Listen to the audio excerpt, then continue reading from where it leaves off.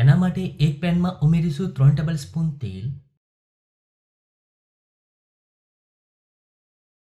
હવે તેલ ગરમ થાય એટલે તેમાં ઉમેરીશું અડધો ટીસ્પૂન રાઈ અને હવે રાઈને ફૂટવા દઈએ.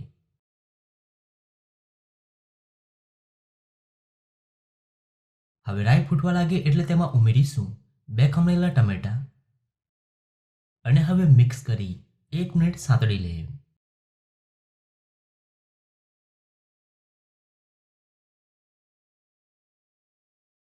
હવે તેમાં 2 મીડિયમ સમારેલા રીંગણ ઉમેરી દઈએ, સાથે 250 ગ્રામ તુવેર અને હવે મિક્સ કરી 2 મિનિટ સાંતળી લઈએ.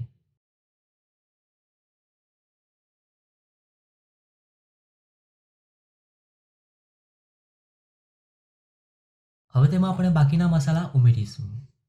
તો 1 ટીસ્પૂન લીલા મરચાં આદુ લસણની પેસ્ટ, અડધો ટીસ્પૂન લાલ મરચું પાવડર, 1 ટીસ્પૂન કાશ્મીરી મરચું, અડધો ટીસ્પૂન હળદર, 1/4 કપ મેથીની ભાજી અને સ્વાદ પ્રમાણે મીઠું.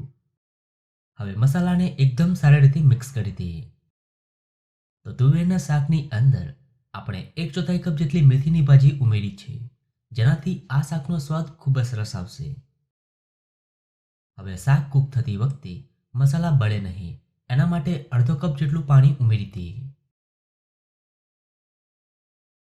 અને હવે મિક્સ કરી શાકને સ્લો ફ્લેમ પર કૂક કરી લઈએ.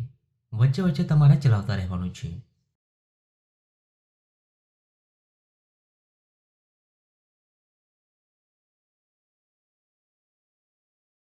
તો શાકને કૂક થતાં 10 મિનિટ જેવી થઈ ગઈ છે અને આ સમયે શાકમાંથી ખૂબ જ સરસ સુગંધ આવી રહી છે. હવે શાકને સર્વ કરી લઈએ.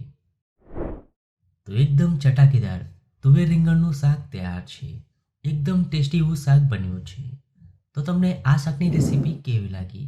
જો રેસીપી ગમી હોય તો વિડીયોને લાઈક અને શેર કરજો.